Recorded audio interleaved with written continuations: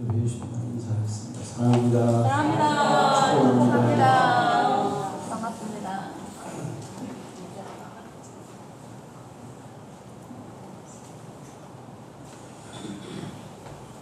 성경은 하나님이 우리에게 주신 말씀인데 그 말씀들 중에는 실천하기가 아주 어려운 말씀들이 많이 있습니다.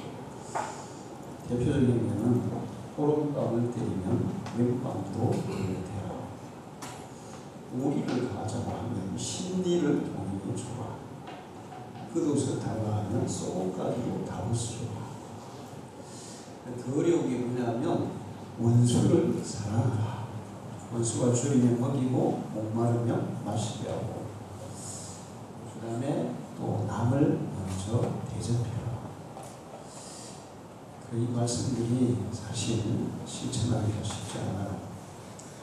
그런데 그 중에서도 일반인들이 예수 믿는 사람이라고 해도 정말 실천하기 어려운 말씀이 있어요.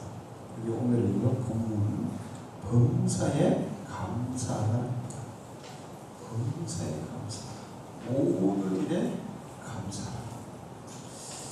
사실 우리 인생이 감사할 조건보다 불편할 일들이 훨씬 많아요.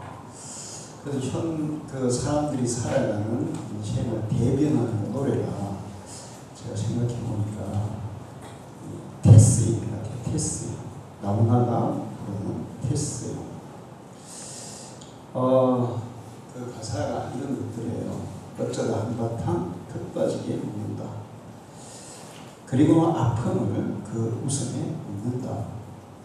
그저 가지고 오늘이 고맙기는 하여도 죽어도 오고 마는 또 내일이 두렵다.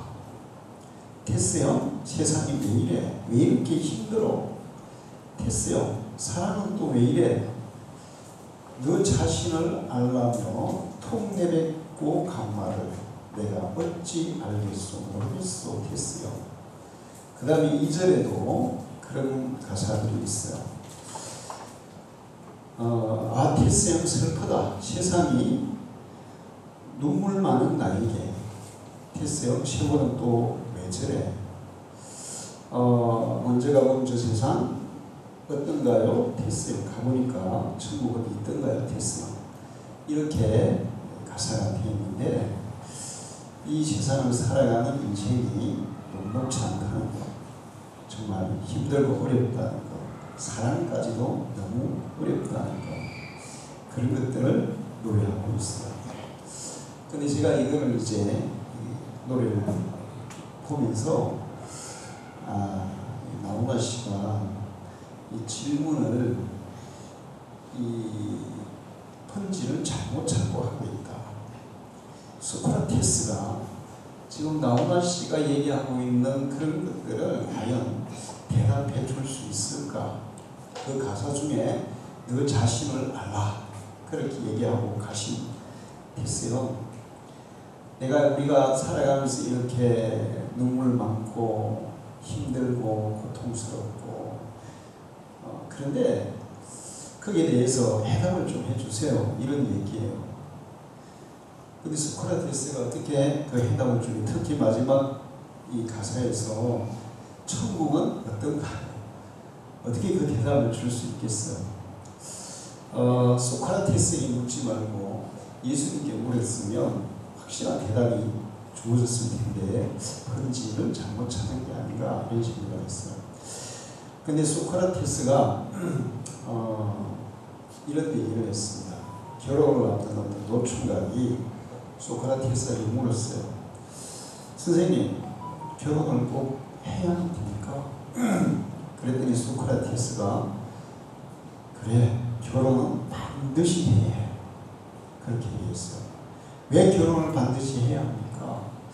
만약에 네가 좋은 여자를 만나면 너의 인생은 더없이 행복할 거야. 그렇지 않다면 철학자가 될 거야. 그러니까 어느 쪽이든 괜찮아.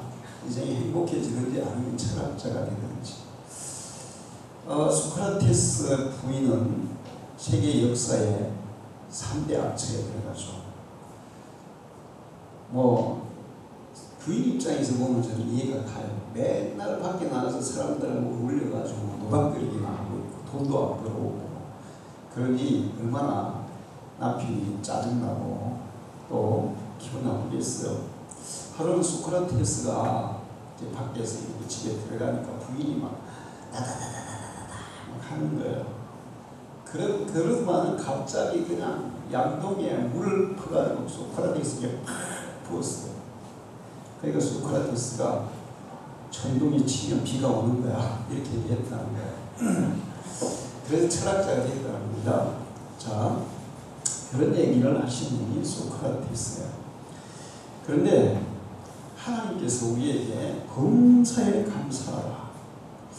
인생을 살다 보면 전부 힘들고 어렵고 두려움이 투성이고 부조리하고 불합리하고 불법 그 다음에 또 온갖 폭력 이런 것들로 가득 찬 세상인데 그런데 어떻게 그런 세상에서 또 그런 인생을 살면서 하나님은 우리에게 범사에 감사하고 하실까? 우리가 살아가는 순간순간이 감사의 조건보다는 불평하고 원망하고 짜증나고 고민되는 그런 일들이 더 많은데 어떻게 우리에게 감사하라고 하실까? 도무지 이거 저도 처음에 예수 믿는데 이게 정말 이해가 안 되더라고요. 하나님 어떻게 감사할 일보다는 불평할 일이 더 많은 이 세상 내 인생에 어떻게 범사에 감사하라고 하시나요? 하나님은 우리를 너무 이해 못하시는 거 아닙니까? 저도 그런 생각을 할 때가 있었어요. 처음 예수 믿을 때. 근데 또 문제가 뭐냐면 이제 살다 보면 그렇게 막 짜증나고 불평스럽고 힘들고 원망스러운 일이 많은 상황에서 하나님이 또 우리에게 범사에 감사하라 이렇게 말씀하시니까 우리가 실천을 못하잖아요. 그래서 그 실천 못하는 걸로 인해서 또 죄책감에 빠진단 말이에요. 야, 하나님이 감사했는데 감사를 못해. 그러니까 또 하나님이 하라를 못하니까 죄책감에 또 빠져. 도대체 이거 어쩌라는 얘기야 이게 도대체. 그런 거예요. 6월 21일 날 유튜브 채널을 운영하는 궤도라는 그 과학 유튜브 채널이 있었어요. 그 유튜브에 3명의 이제 유튜버가 나와가지고 막 그런 얘기를 했어요. 곤충학자들도 제일 싫어하는 곤충이 딱 하나 있는데 그게 뭘까? 백해무익한 곤충. 이 세상에 절대로 있어서는 안 되는 없어져야 될 곤충이 하나 있다. 이렇게 막 서로 막 얘기했어요. 무슨 곤충일까요? 모기. 그래요. 모기는 이 땅에 있어서는 안 되는 곤충이야. 그리고 또 그 모기 중에 그 얼룩날개 모기라는 게 있는데 그 모기의 원어의 뜻이 도움이 전혀 안 된다. 그런 뜻이라는 거예요. 모기는 도움이 전혀 안 되는 것이다. 이렇다는 거예요. 그래서 영국의 어떤 학자가 이 모기를 박멸해야 돼요. 그래서 모기 유전자를 조작해가지고 모기가 유충 상태에서 이제 알에서 그냥 유충이 돼가지고 그 유충 상태에서 모기가 되기 전에 다 죽어버리게 만드는 그런 것들을 연구하고 있다고 얘기를 했어요. 자, 그러면 이제 그 과학 채널이에요. 그 유튜버들이 과학적인 이런 그 얘기를 하는 사람들이라 과연 그 사람들이 모기가 과연 이 땅에 존재하면 안 되는 백해무익한 동물이냐 그런 얘기예요. 사실은 모기는 무서운 천연병을 옮기기도 합니다. 내염. 일본 내염을 모기가 옮기죠. 거기다가 말라리아. 1년에 말라리아로 죽는 사람이 어마어마하게 많아요. 그리고 여름에 모기한테 물리면 얼마나 가렵고 붓고 나중에 막 그 진물이 나기도 하고 심한 사람은 정말 귀찮은 해충 같아요. 근데 이 모기를 누가 만들었어요? 하나님이 만들었어요. 그럼 하나님이 만들었다면 모기도 이 땅에 필요해서 만들었을까요? 필요 없는데도 만들었을까요? 필요해서 만들었어요.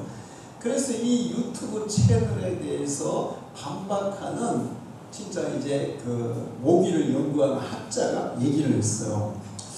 모기가 없어지면 사람들은 초콜릿을 못 먹을 거다. 왜 그런가 하면 카카오에서 초콜릿을 만들잖아요. 근데 그 카카오꽃은 굉장히 작대요. 근데 그 카카오꽃 속에 들어가서 그 꽃을 수정시키는 일을 모기가 한다는 거예요. 벌이 할 수 있는 게 아니에요. 꽃이 너무 작아가지고. 그 다음에 이 또 의학자들이 모기는 사람에게 이 침을 딱 꽂으면 그 모기의 침 속에서 아노펠린이라는 것이 분비가 돼가지고 모기가 물고 있는 상황에서 피가 잘 빨려 나오도록, 그러니까 혈액 응고를 막는, 혈액을 묽게 하는 그런 물질이 분비가 된다는 거예요. 그래서 모기의 이 침에서 나오는 아노펠린을 가지고 사람들의 피를 이렇게 응고되지 않도록 하는 그런 의약품을 지금 개발하고 있다는 거예요. 사실 저도 아스피린을 먹는데 혈액을 묽게 하기 위해서 아스피린을 먹어요. 근데 이제 아스피린은 약해서 이 심장 판막 수술을 한 사람들은 와파린이라는 것을 먹어요. 와파린. 혈액을 굉장히 묽게 하는 와파린을 먹어야 돼요. 근데 와파린의 부작용이 엄청 많거든요. 그리고 이제 와파린 먹는 사람들은 뭐 칼에 빈다든가 그러면 피가 안 묻어요. 이게. 그래서 모기의 그 아노펠린 성분으로 혈액을 묽게 하는 그런 걸 연구하고 있다는 거예요. 그래서 가장 중요한 게 뭐냐 하면 먹이 사슬에 중요한 역할을 한다는 거예요. 모기의 유충이 어디서 살죠? 물 속에서 살아요. 그러면 그 모기의 유충을 먹고 사는 뭐가 있을까요? 송사리. 여기 송사리 있죠? 송사리들이 모기의 유충을 먹고 살고 미꾸라지도 모기의 유충을 먹고 사는데 이것들이 사라지면 연쇄적으로 그 위에 먹이 사슬이 다 파괴되게 되어 있다는 거예요. 모기는 필요한 거야, 필요 없는 거예요? 인간에게 조금 불편을 주기는 하지만 전체적인 생태계의 유지를 위해서 모기도 필요해야 안 해요? 필요한 거예요. 그래서 하나님이 창조하신 모든 생물, 모든 식물이 다 이 전체 생태계가 모든 식물이 살아가는데 다 필요하다는 거예요. 근데 사람들은 그런 그 전체적인 지식이 없고 아주 부분적인 지식을 가지고 모기는 필요 없어, 모기는 없애야 돼, 이렇게 얘기한다는 거죠. 다 알고 보면 우리에게 좀 불편을 주는 그런 것들도 우리 인생에 필요한 요소들이고 필요한 것들이라는 거예요. 할렐루야. 모기만이 아니에요. 우리가 살아가면서 여러 가지 어려움을 겪고 힘든 일을 겪고 또 이런 것들은 정말 없었으면 좋겠다 이런 일들이 있는데 그것도 전체적인 인생의 테두리를 보면 전체적으로 보면 우리에게 유익한 작용들을 하는 것들이 많다는 거예요. 그래서 하나님은 모기를 주시는 하나님께도 감사하는 거예요. 모기가 우리에게 좀 불편을 준다고 불편하지 말고 전체적인 생태계의 유지, 모든 생물들이 살아가는데 필요한 요소들이기 때문에 그걸 알면 좀 더 많은 지식, 좀 더 많은 사실들을 알게 되면 우리는 하나님 앞에 감사할 수 있다는 겁니다. 할렐루야. 저희 선배 목사님 중에 박종원 목사님이라고 계세요. 그 학교 다닐 때 피아노를 엄청 잘 치시더라고요. 피아노를 너무 잘 쳐요. 그래서 이제 그래도 성가대 지휘도 하고 그랬어요. 그래서 가끔 가다가 그 선배 형님 목사님이 피아노를 치고 저는 노래를 부르고 그런 그 경험들이 많이 있어요. 근데 그 목사님이 이제 목회를 하셨어요. 근데 작은 교회에서 계속 목회를 했습니다. 그 아이들이 2명인데 처음에 태어났을 때 어떨 때는 우유가 없어가지고 애들이 굶어야 되는 그런 상황이에요. 그런데 목사님은 그런 상황에서도 감사해요. 맨날 이런다는 거예요. 사모님이 막 얘기하는데 아니 지금 애가 우유가 없어. 애가 굶게 생기는데 그래도 그냥 감사해요. 막 그래가지고 짜증이 나는데 위가 딸이고 밑에가 아들이야. 옛날에는 그랬어. 그리고 이제 짜증교에서 목회를 하다 보니까 국수를 먹는 일들이 많아. 사모님은 국수 먹는 거 쌀이 없어 국수를 먹는 거야. 근데 이게 맨날 먹으니까 정말 국수만 먹으니까 또 너무 화가 나는 거야. 애들도 국수 먹여야 되고 그러니까 화가 나는 거야. 그래서 막 투덜투덜하면 그래도 목사님은 감사해요 그러면서 맨날 싱글벙글 웃으면서 감사해요 그러는데 아유 저 무능한 아빠 가장이 돼가지고 남편이 돼가지고 부모가 돼가지고 애들 국수 먹는데도 쌀밥 못 먹이면서도 어떻게 맨날 감사해요. 아유 막 그랬다는 거예요. 그러면서 이제 그 목사님이 작은 교회에서 이제 목회를 끝내시고 지난 6월 초에 은퇴를 하시게 됐어요. 올 말에 제가 총회하고 내려오는 길에 여주에서 목회를 하시는데 집사람하고 제가 그 수요일 때 그 교회를 갔어요. 가가지고 같이 수요 예배를 드렸어요. 그때가 아마 그 수요 예배 마지막 은퇴하기 직전에 예배였던 것 같아요. 이삭짐쌀 준비를 막 하고 계시더라고요. 수요 예배를 가서 예배를 드렸는데 목사님 사모님하고 우리 빼고 5명이 우리까지 7명이 예배를 드렸습니다. 그 제가 걱정 좀 되더라고요. 은퇴하시면 어디 가서 사시지? 어디 가서 사시지? 은퇴하시면 어떻게 하시지? 저 항상 그런 맨날 목사님 국수 먹어도 감사해요. 그러고 우유 들어도 감사해요. 그러고 그래서 어떻게 보면 진짜 가장이 돼가지고 저렇게 무능하면서 어떻게 저렇게 무능하면서도 어떻게 감사해요. 맨날 감사하라 그래. 짜증나게 그래. 사모님 볼 때 너무 짜증나는 거예요. 저도 약간 항상 그분 생각하면 그분 성품이 너무 좋으시거든요. 은퇴하시면 그렇게 하시나 걱정했어요. 그래서 이제 은퇴하신다 그래서 목사님 은퇴하시면 어디서 사세요? 뭐 교회가 작으니까 교회에서 집을 해줄 수 있는 형편도 전혀 안 되고 그랬더니 여주예요. 크기가 우리 4억 5천만 원짜리 아파트 신축 아파트를 분양받았어. 예? 돈이 어디서 생겼어? 사실은 우리 딸하고 사이가 3억 5천만 원짜리 신규 아파트를 분양받아가지고 우리에게 줬어. 그러는 거예요. 그 딸이 어릴 때 우유가 없어서 가끔 굶어야 되는 딸이었어. 근데 지금 이제 그 여주 그 군청이가 그게 공무원이 됐고 그 신랑은 또 좋은 회사에 다니니까 그래가지고 이 딸과 사위가 기꺼이 3억 5천만 원짜리 아파트를 분양받아가지고 목사님에게 살려고 줬다는 거예요. 여러분 김해 3억 5천만 원짜리 아파트는 어떤 아파트예요? 최소한 몇 평 이상 돼요? 김해에서 한 34평 5평 정도 되는 그런 아파트잖아요. 김해에서는. 그러면서 제가 이제 그 얘기를 하고 나서 느꼈어요. 그래 하나님은 다 계획이 있어. 할렐루야. 하나님은 다 계획이 있어.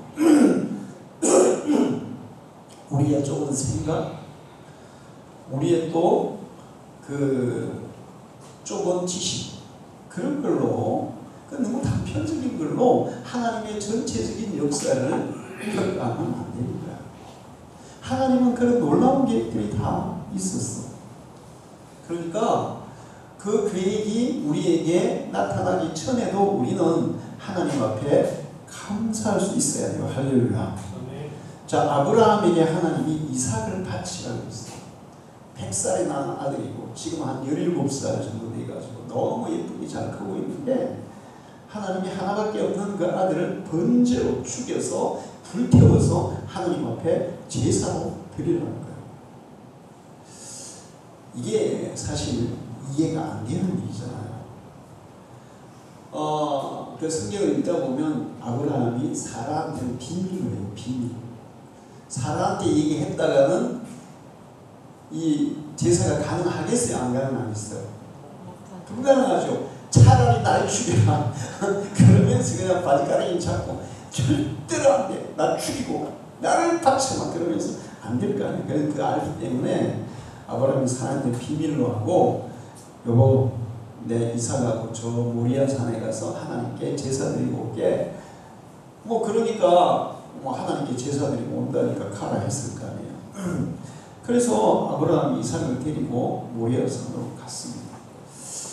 이게 이해가 되는 게 아니에요.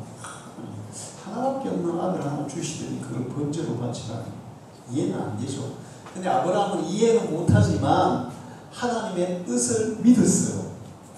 그래 하나님은 나에게 이렇게 말씀하시면 반드시 뜻이 있을 거야. 하나님의 계획이 있을 거야. 왜 그러는지는 난 잘 모르지만 그래서 그냥 순종합니다. 그렇게 해서 모리아 산에 가서 이삭을 번제로 바치려고 칼을 들고 딱 찌르려고 하는 순간에 하나님이 멈춰야 돼요. 내가 네 믿음을 보았다. 내가 네 순종함을 보았다. 그러면서 하나님은 이삭 대신에 뭘 준비하고 계셨습니까? 순양 한 마리를 준비하고 계셨어요. 순양 뿔에 이게 걸려가지고 못 가고 있고 그거를 잡아서 이삭 대신 번제로 바치겠어요. 그래서 이렇게 준비하시는 하나님을 여호와 이레의 하나님이라 그래요. 할렐루야. 지금 우리가 살아가면서 힘들고 어려운 상황이에요. 그럴 때도 그럼에도 불구하고 우리가 하나님 앞에 믿음으로 감사함으로 순종함으로 나아가면 하나님은 우리가 생각하지 못한 놀라운 계획을 가지고 계시다는 거예요. 할렐루야. 제가 가끔 그런 일이 있었어요. 제가 몇 번 전에 얘기했는데 우리가 처음에 교회 개척하고 그 다음 이제 교회 1층 짓고 그 다음에 부흥회를 하게 됐거든요. 처음으로 부흥회를 하게 됐어요. 그래서 이제 부흥회를 하려고 준비를 하고 있는데 부흥회를 하면 부흥 강사 목사님께 사례비도 줘야 되고 또 뭐 음식도 대접해 드려야 되고 돈이 필요하거든요. 어느 정도. 그런데 나는 부흥회를 준비하면 하나님이 돈을 좀 미리 좀 주실 줄 알았어. 근데 토요일이 됐는데도 돈이 하나도 없었어요. 개척교회잖아요. 그때 돈이 하나도 없었어요. 그래서 약간 이제 성질이 올라오더라고요. 하나님 뭐 하자는 거예요 도대체. 우리가 뭐 부흥회 왜 해요? 우리 성도들 신앙을 키우고 또 불신자들 전도하려고 하는 건데 아니 이거 하면 미리 하나님이 좀 필요한 거 좀 줘야 되는 거 아닙니까? 제가 이제 막 그랬어요.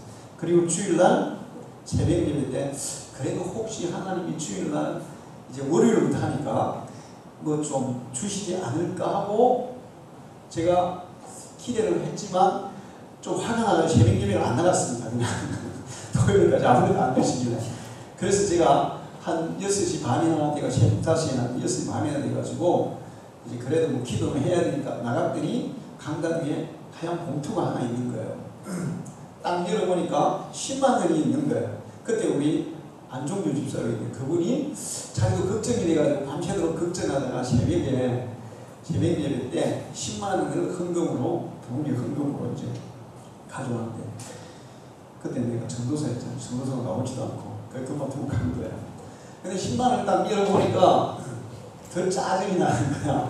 아니 하나님 10만 원 가지고 뭐 하자는 겁니까 도대체.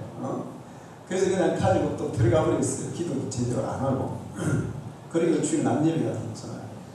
그 남예배 돼가지고 같이 예배를 드리는데 이제 헌금 이렇게 해가지고 헌금 기도를 하는데 보니까 뚜껑 봉투가 하나 있는 거예요. 뚜껑 봉투가 있는 거예요. 왜 봉투지? 그리고 이제 예배 끝났어. 그리고 재정 이제 이렇게 계산해 보니까 그때 그 봉투 안에 135만 원이 들은 거예요. 그래서 이게 어떻게 된 거냐 했더니 이 동네에서 사시다가 부산으로 이사하신 어떤 집사님이 그 막 공장에도 다니고 하면서 그동안에 모아놓은 11조를 고향에 교회가 생겼다고 해서 고향 교회다가 그날 그 하나님이 그 마음을 움직인 거죠. 그렇게 해서 11조를 크게 헌금으로 드린 거였어요. 근데 있잖아요. 제가 그거를 딱 받고 나서 하나님 앞에 제 마음이 어땠을까? 너무 부끄러웠어요. 하나님은 다 계획이 있는데 내가 그거 모르고 끝까지 기다려보지도 않고 내가 하나님을 계속 불평하고 막 정말 어린애처럼 굴었구나. 너무 회개가 되더라고요. 여호와 이레에 하나님을 믿으시기를 축원합니다. 하나님께는 이 우주 만물이 존재하는 모든 것들, 때로는 그것이 우리에게 불편을 주는 것들이라 할지라도 우리의 생존에 또 모든 생물의 생존에 반드시 필요하기 때문에 주신 그런 것이라는 사실을 우리가 알아야 돼요. 그래서 모기를 주신 하나님께 우리는 감사해야 돼요. 할렐루야. 제가 다른 과자는 잘 못 먹는데 초콜릿은 제가 먹으면 저한테 좋아요. 초콜릿이 어떤 초콜릿이냐? 일반 그 단 초콜릿 말고 다크 초콜릿이라고 있어요. 여러분 보시는 거 모르겠는데 카카오가 82%가 섞여 있고 약간 씁쓸하죠. 근데 그게 이제 저한테는 굉장히 좋은 거, 심장이나 또 당뇨에 아주 좋은 그런 초콜릿인데 그거는 제가 자주 먹거든요. 만약에 이제 모기가 다 죽어버리면 저는 이제 그 못 먹잖아요. 제가 유일하게 그냥 부담 없이 먹을 수 있는 게 그 카카오 82%짜리 그건데 그래서 저 같은 경우는 더더욱 모기를 주시는 하나님께 감사해야 될 거예요. 할렐루야. 자, 우리는 너무 성급하게 판단하고 너무 쉽게 불평해요. 우리가 살아가면서 어떤 일이 일어날 때 끝까지 결과를 보지 않고 너무 쉽게 판단하고 너무 쉽게 불평하고 너무 쉽게 포기하는 경우가 있어요. 어떤 택시 기사가 호출이 왔어요. 콜이 왔어요. 그래서 그 집 앞에 가서 이제 손님이 나오기를 기다리고 있는데 빨리 안 오는 거예요, 손님이. 그래서 한번 빵 했어요. 안 나오는 거예요. 택시 지금 자기가 이제 이게 교대할 시간도 다 돼가지고 빨리 이게 손님을 모셔다 드리고 교대를 해야 되는데 안 나오니까 살짝 누가 올라오겠어요. 짜증이 올라오는 거야. 가버릴까? 가버릴까? 그러다가 그래도 뭐 조금 더 기다려보지. 그리고 기다리고 있는데 어떤 아주 연로하신 할머니가 이 가방 하나를 아주 힘들게 들고 문을 열고 나오시는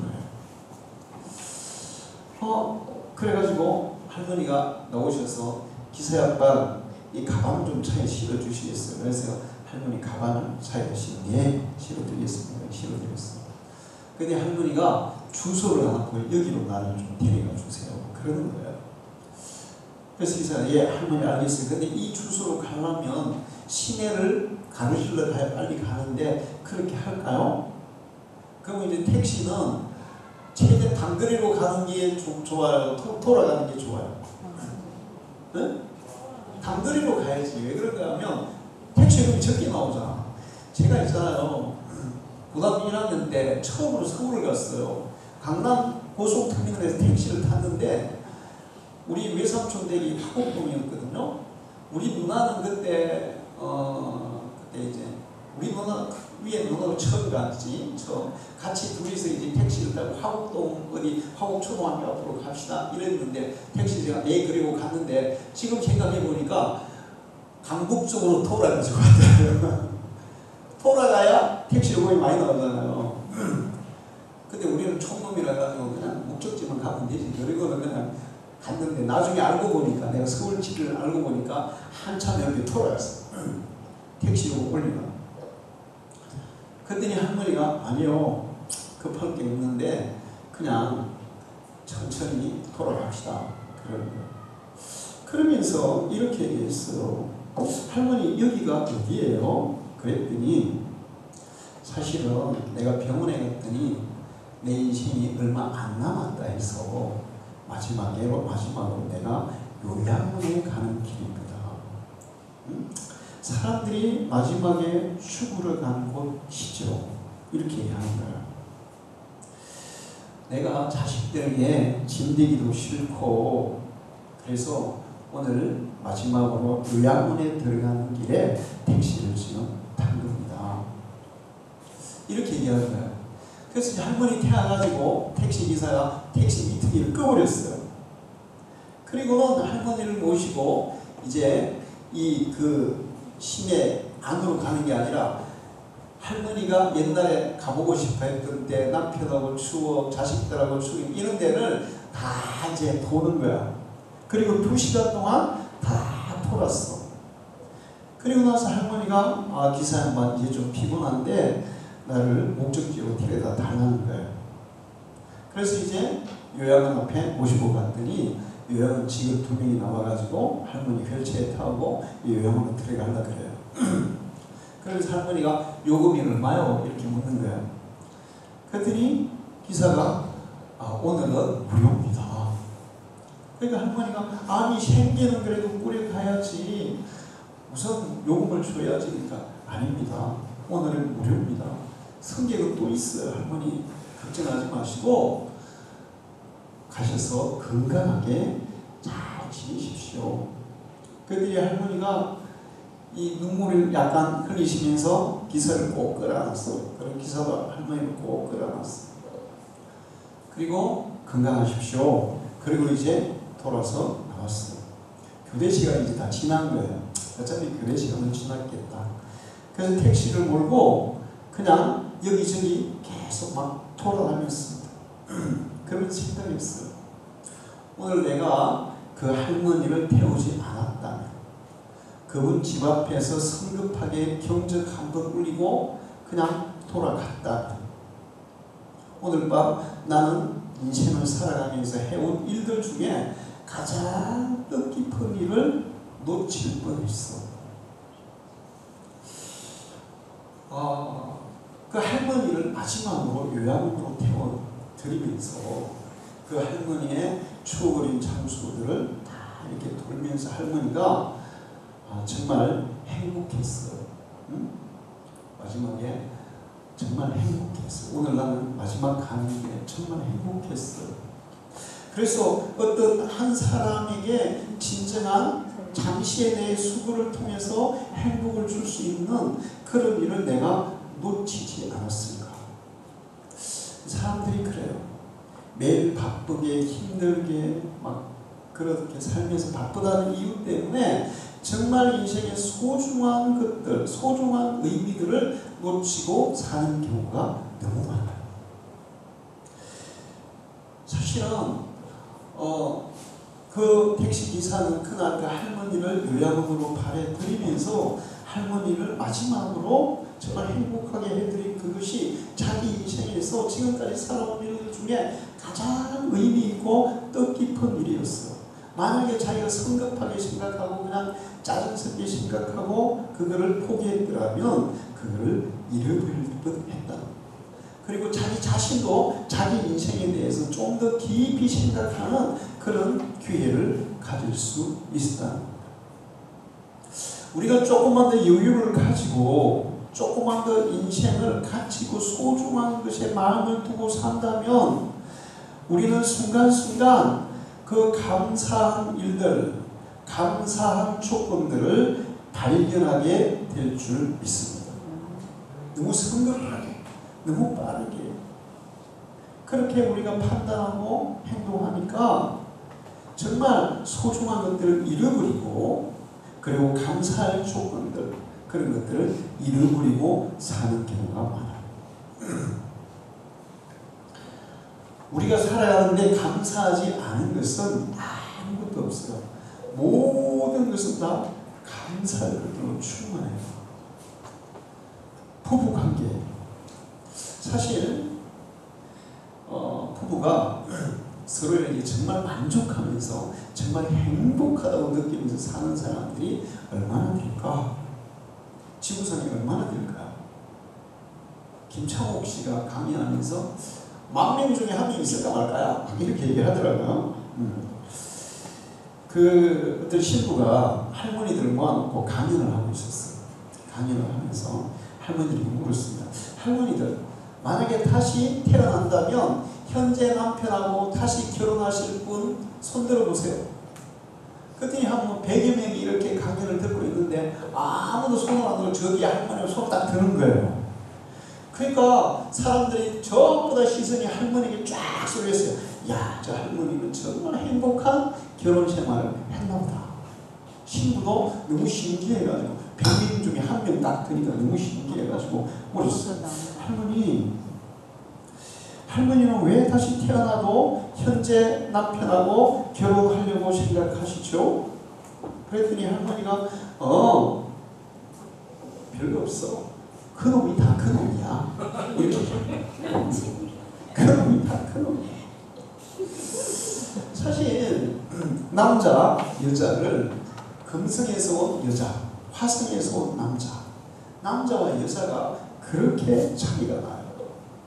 그리고 또 이제 서로 지역이 다른 곳에 사람들끼리 결혼하면 지역 차이, 뭐 자라온 환경 차이, 또 가정 차이, 경제 차이, 학벌 차이, 차이가 엄청나게 많은데 가장 큰 차이는 남자와 여자라는 것만으로 엄청나게 차이가 있는 거예요. 그래서 이게 서로 이게 잘 맞을 수가 없어요. 부부간에 잘 맞을 수가 없어요. 그러다 보니까 남자도 여자도 자기 남편보다 또 자기 아내보다 다른 사람의 남편, 다른 사람의 아내가 더 좋아 보이는 그런 경우가 있어요. 우리가 과일이나 생선을 사다 보면 과일 고를 때 큰 거, 내 딴에는 큰 거라고 골랐어. 제일 큰 거라고. 근데 이게 이제 내 장바구니에 딱 들어오는 순간에 보면 크기 갑판대에 있는 과일이 어때요?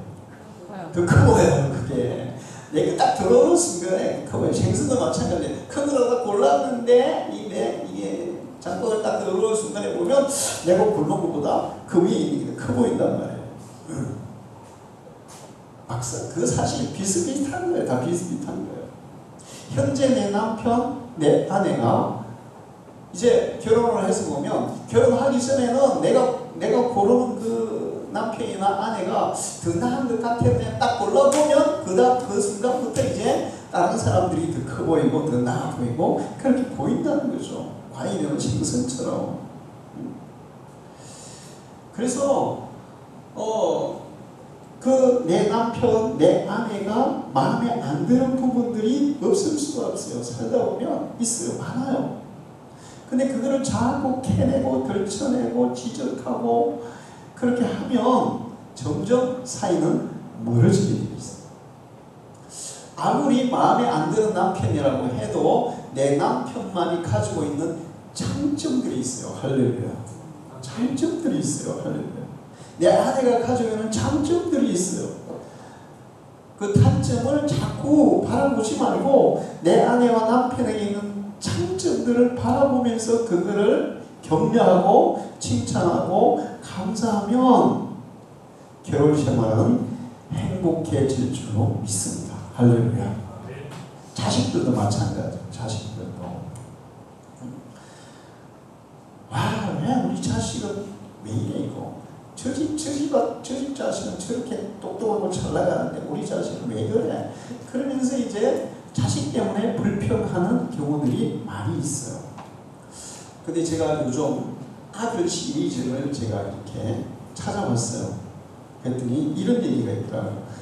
사춘기가 되면 남남, 군대 가면 손님, 장가 가면 사돈.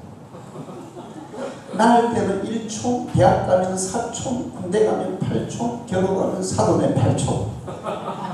애 나오면 동포, 이민 가면 해외 동포라는 거예요. 그래요. 그것도 재미난 얘기가 많아요.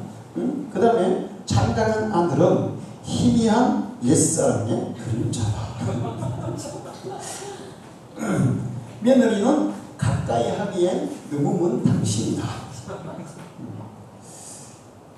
이제 우리도 애들 결혼해 보니까 이게 실감이 나요. 진짜 실감이 나요. 그 다음에 출가시킨 후에 큰아들은 큰 도둑, 며느리는 좀 도둑, 딸은 예쁜 도둑.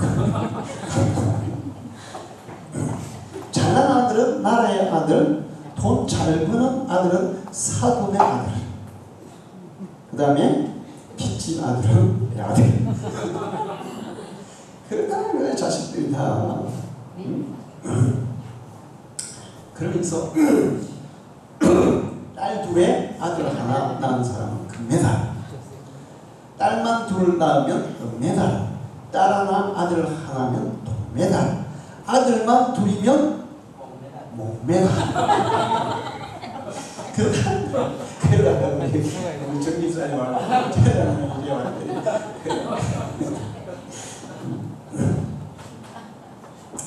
그리고 3대 정신 나간 여자가 있다는 거예요. 3대 정신 나간 여자가 어떤 여자나 며느리를 딸로 착각하는 여자, 사위를 아들로 착각하는 여자. 마지막에 이제 재밌는데 며느리의 남편을 아직도 내 아들로 착각하는 여자. 자식들이 다 그래요. 그 다음에 이 노후 생활에 대한 얘기가 있어. 아들 둘 엄마는 모시기를 서로 미루는 바람에 왔다 갔다 하게 되고, 딸 둘 엄마는 해외여행 가게 되고, 딸 하나 가진 엄마는 딸 집에서 설거지, 아들 하나 가진 엄마는 양로에 저희 얘기하면 저 아들이 똑똑해 보이고 잘나 보이고 뭐 잘 나가는 것 같고 그래도 사실은 다 똑같아. 별로 없어. 근데 텔레비전에서 가끔 그 인간극장 이런 거 하잖아요. 근데 어떤 할머니 92인가 3인가 되신 할머니인데 아들이 이혼하고 고향에 할머니하고 사는 거예요.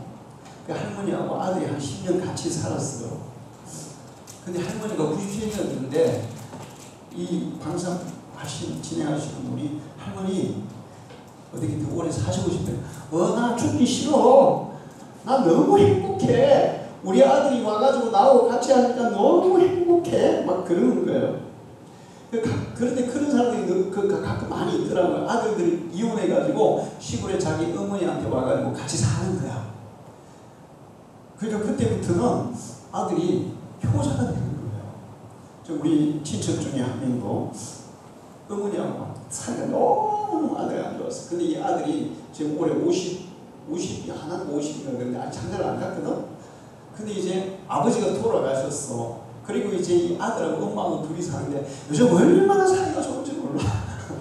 그러면서 막 나한테 막 계획을 얘기하는데 제가요 이제 내년 봄에 올해만 내년 봄 되면 우리 어머니 모시고 저기 동남아 한 달 여행을 갈 겁니다. 막 이러는 거야. 와. 자, 무슨 얘기냐면 사람들이 그런 얘기를 해요. 우리 자식이 좀 못나 보이면 그 못나 보이는 자식이 바로 노후 보험이다. 이렇게 얘기해요. 할렐루야. 잘한 자식은 여우 같은 며느리한테 뺏기고 못난 자식은 노후 보험이다. 이렇게 해요. 그러니까 우리 자식 다른 사람 비교하지 말고 다른 자식이 비교하는 그 자식 자체로 하나님 앞에 감사하기를 축원합니다. 자,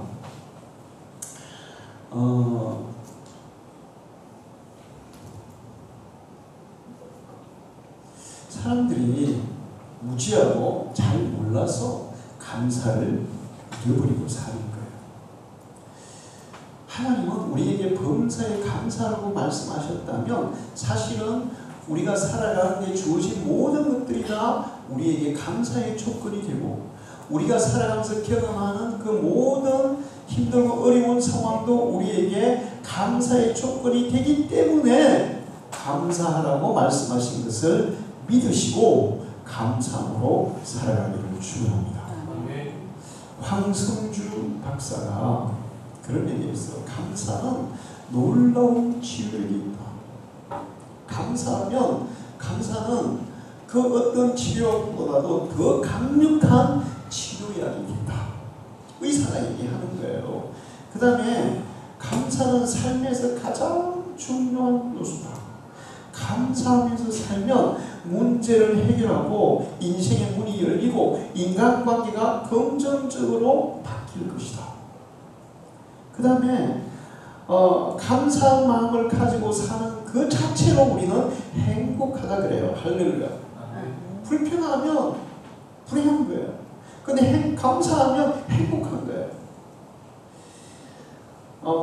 그러면서 이제 결론적으로 무슨 얘기를 하면 감사가 행복과 만족의 원천이다. 삶의 여러 가지 측면에서 많은 도움을 줄 수 있다. 감사는 기적을 일으키는 능력이다. 그런 얘기예요. 자, 우리에게 주어진 모든 삶이 다 그게 감사의 조건들이 들어있다는 거예요. 그래서 우리는 감사해야 되고 또 하나님은 우리가 감사할 때 이런 놀라운 기적의 능력을 나타내기 때문에 우리에게 감사라고 말씀하는 겁니다. 할렐루야. 자, 제가 어떤 분이 감사의 조건을 50가지를 써놨더라고요. 그럼 이거 생각하면서 하루에 그 중에서 한 5가지만 찾아가지고 감사하는 거예요. 자, 그 뭐가 있냐면 부모에게 감사하라. 그분은 나의 후견인이요 나의 창조주다. 부모는 나의 후견인이고 나의 창조주다. 부모님께 감사하라. 감사하라. 그러면 감사할 일이 더 많이 생겨난다. 그러니까 밥 먹듯이 감사하라. 아침마다 하루 분량의 생명을 얻는다. 감사 감동으로 수용하라. 그 다음에 시련에 감사하라. 아픔을 통하여 완성의 길을 찾게 된다. 할렐루야. 우리가 애들이 아픈 만큼 어떻게 된다 그래요? 성숙한다 그러죠. 여러분이 살아가면서 힘들고 어려운 일을 당하는 만큼 여러분의 인격이, 여러분의 삶이 성숙될 줄 믿습니다. 감사의 친구가 되라. 친구 따라 강남 간다는데 감사의 친구가 되면 그 감사의 친구 따라 좋은 곳으로 가게 된다는 거죠. 밥을 보면 감사라. 밥은 하늘이 내려준 생명 원수다. 그리고 우리는 예수 안 믿는 사람은 밥 먹을 때 감사도 안 하고 먹잖아요. 그러면서 감사 기도하는 우리 보고 비웃고 막 그래요. 근데 여러분은 남이 비울 때마다 하나님 앞에 밥 먹을 때마다 밥을 주신 하나님께 감사를 주랍니다. 감사가 생명의 요소는 하나님이 주신 생명의 요소라니까요. 물 한 모금을 마시고도 감사하라. 물의 성분까지도 달라진다. 사실 어떤 과학자들 연구를 했는데 감사 기도를 하고 나면 그 음식을 우리가 섭취했을 때 우리 몸에서 좋은 물질들로 막 변화가 된다는 얘기를 했어요. 여러분 물 한 잔을 마실 때에도 감사 기도하고 드시기를 축원합니다. 더운 밥 찬밥 가리지 마라. 뱃속에 들어가면 다 똑같다. 그러니까 우리 집사람이 더운 밥 주는 애들만 찬밥 주면 찬밥 주는 것으로 감사. 나중에는 이제 한 60 넘어보세요. 그때는 밥 주는 것만으로도 감사한 거예요. 그래서 제가 우리 집사람이 미역국을 끓였는데 어떻게 하다 보니까 큰 프라이팬 크기가 가득 끓여놨어. 근데 제가 딱 보는 순간에 갑자기 걱정이 드는 거예요. 집사람이 떠날란가? 진짜. 또 보니까 어떻게 끓이다 보니까 많아졌대. 그래서 제가 끼마다 열심히 먹고 있어요. 미역국을 주시는 하나님께, 미역국을 주시는 아내에게 감사하라. 할렐루야. 감사하는 사람은 장수한다. 면역세포가 100배 증가한다. 실제로 평균병사의 비밀에서 이걸 갖다가 실험을 해봤잖아요. 감사하면서 살고 감사함으로 음식을 먹고 감사함으로 살아가는 사람은 우리 몸속에서 면역세포가 100배로 증가한다. 힘들면 감사하라. 어려움은 극기력 향상의 훌륭한 스승이다. 실패를 피하려고 하지 말라. 실패는 성공의 어머니다. 할렐루야. 실패했을 때도 감사해야 돼요. 왜 그러냐면 더 큰 성공을 향한 도약의 방판이에요. 이게. 피해를 입었어도 감사해라. 피해자가 안 된 것만 해도 천만다행이다. 도둑을 맞아도 감사하라. 물건을 빼앗겨도 목숨 안 뺏기니 감사한 거야. 응? 물건을 잃었을 때도 감사하라. 양심이 남아있음에 감사하라. 내가 남에게서 안 빼앗고 내 양심이 지금 작용하고 있다는 데에서 물건을 잃을 때가 욕먹으면 기뻐하라. 행실의 이루 보약이다. 내가 욕먹으면 감사하라. 내가 행동하는데 보약이 된다는 거야. 병이 나면 감사하라. 몸 조심하라는 하나님의 신호다. 할렐루야. 정말이에요. 제가 이거 심장 수술을 하기 전에 우리 집사람이 계속 저에게 이거 먹으면 안 되고 이런 거 먹어야 되고 이렇게 먹으면 안 되고 그런 참 충고를 많이 했어요. 제가 말 안 들었거든요. 근데 이 수술을 딱 하고 나니까 우리 집사람이 그 연구를 체질식으로 엄청 연구를 많이 했어. 그래서 그걸 먹고 나서 이제 그 수술하고 나서 이제 그대로 하다 보니까 이 말이 실감이 나요. 병이 나면 감사해라. 몸 조심하라는 하나님의 신호다. 할렐루야. 운전 중에 딱지를 떼면 내가 이걸 이러면서 진짜 제가 제일 기분 나쁠 때가 되면 딱지 떼면 쿵뚱 나가는 거야. 근데 이렇게 얘기해요. 운전 중 딱지를 떼면 감사. 교통경찰이 내 생명을 지켜준 것이다. 나도 이렇게 생각하려고 그래요. 할렐루야. 딱지 오면 내 생명을 지켜준다. 제가 좀 과속하는 기능이 있다. 자, 그 외에도 이제 다 하면 요 시간이 많으니까 제가 한 두 시간 얘기할게요. 자녀가 꼴찌를 해도 감사하라. 이제 올라갈 길만 남아있기 때문이다.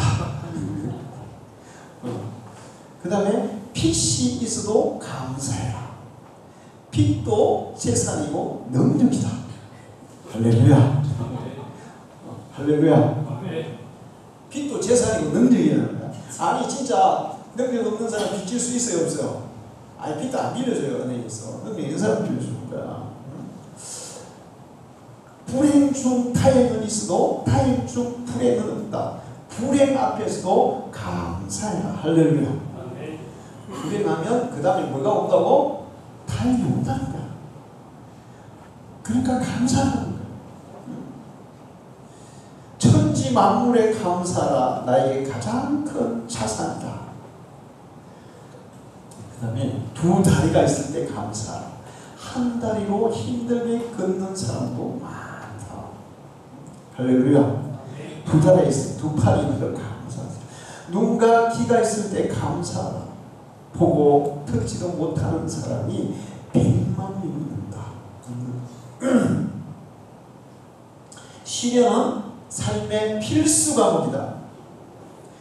연마함으로 교만을 겸손으로 변화시키는 도구다. 그러므로 시련 중에 감사하라. 마지막 죽을 때도 감사하라. 천국의 비자는 저절로 나온다. 할렐루야. 예수 믿는 사람에게 죽을 때도 감사하라. 천국 비자가 우리에게 다 나와 있어요. 할렐루야. 자, 여러분 이런 것들을 기억하시면서 매일매일 감사의 조건들을 찾아서 감사함으로 살아가서 여러분의 가정생활이 더 행복해지고 또 여러분의 삶이 더 풍요로워지고 여러분의 인격이 여러분의 그 인성이 더 성숙해가는, 그러면서 또 이 감사할 때 하나님께서 더 큰 감사의 조건들을 감사의 축복들을 우리에게 주시는 그런 은혜를 누리면서 살아가기를 축원합니다. 기도하겠습니다. 하나님 아버지 감사합니다. 오늘 맥주 감사주일을 맞아요. 하나님 앞에 감사하며 귀한 말씀을 들었습니다.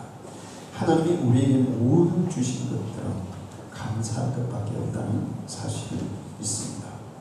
이 우주 만물을 우리에게 필요해서 주셨고 우리가 살아가면서 당하는 모든 일들이 우리에게 유익한 것이기에 하나님이 주신 줄로 믿습니다. 우리는 언제나 여호와 이레의 하나님을 믿고 합력하여 선한 일 이루시는 하나님을 믿고 감사하며 살아가는 성도들을 되게 해 주시옵소서. 예수님의 이름으로 기도하옵나이다.